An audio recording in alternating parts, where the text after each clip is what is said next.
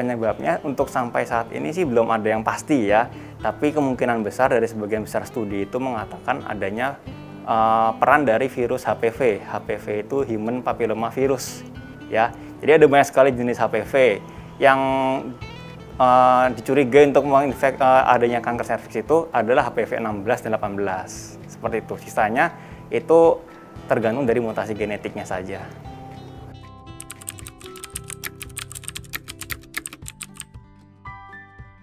Untuk gejala awalnya ya awalnya itu sebenarnya nggak menimbulkan gejala yang begitu berarti ya, yang signifikan. Jadi orang itu kalau misalkan hampir semua jenis kanker itu pada stadium awal-awal itu dia tidak akan mengalami gejala apapun. Tapi kalau sudah mulai menginjak stadium tengah ataupun udah akhir, baru gejala itu mulai muncul. Pada kanker serviks biasanya dia akan mengalami perdarahan dari jalan lahir, padahal di luar masa menstruasinya. Atau bahkan dia udah menopause ya, ini udah stop menopause, beberapa tahun kemudian dia muncul menstruasi lagi. Nah, itu perdarahan setelah menopause juga patut dicurigai adanya kanker serviks. Seperti itu. Dan juga pada sebagian besar orang yang masih aktif berhubungan seksual itu biasanya akan timbul rasa nyeri saat berhubungan. Itu juga salah satu gejalanya.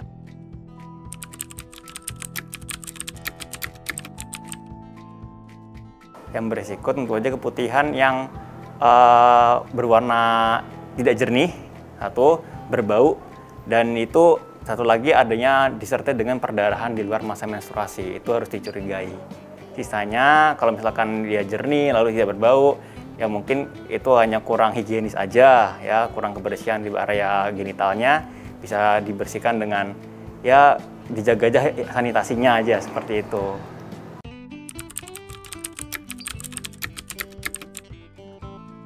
Obatnya sekarang belum ada ya. Jadi obatnya sebenarnya semua kanker itu sama. Ada 3 ya, ada dengan kemoterapi, obat-obatan, dan radiologi.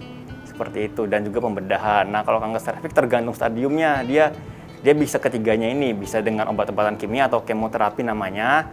Lalu dengan radiologi itu di sinar.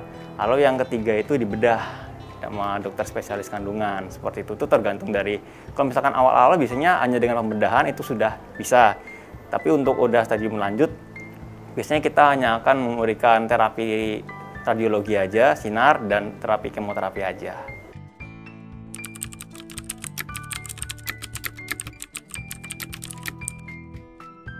Itu bisa jadi ya, karena sebenarnya kan untuk orang-orang yang terkena kanker serviks itu udah biasanya orang-orang yang sudah lanjut usia ataupun 40 tahun ke atas ya. Dan memang 40 tahun ke atas itu memang tidak kami sarankan untuk memiliki anak karena berisiko tinggi juga. Jadi ya biasanya kalau sudah terkena kanker serviks kita tidak tidak menyarankan untuk memiliki anak gitu.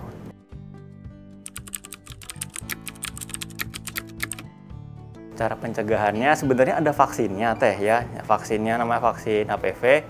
Itu udah ada dari beberapa tahun lalu itu ya.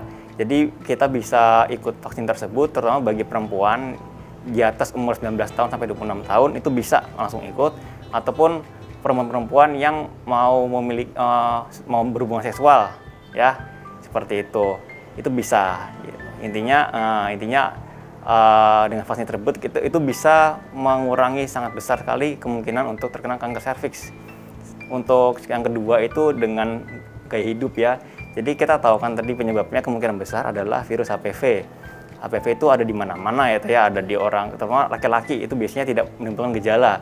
Maka dari itu kita harus menjaga rekan hubungan seksual kita.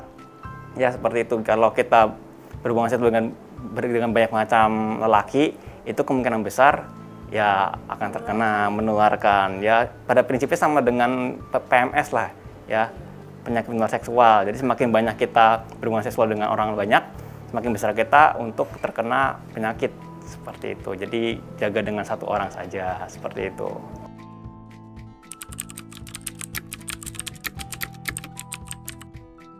Oh, untuk makanan sendiri nggak ada sih Pak ya. Jadi nggak ada faktor makanan karena emang virus ini kanker ini emang dari virus ya, atau mungkin kemungkinan dari mutasi genetiknya. Tapi untuk sekarang sih lebih ke arah dari virus HPV tersebut, seperti itu.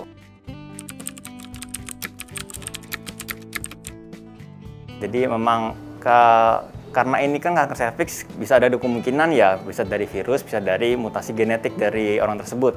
Jadi memang untuk anak-anak yang memiliki orang tua yang punya riwayat kanker serviks ya, itu memiliki 2-3 kali kemungkinan lebih besar untuk terkena kanker serviks juga, seperti itu.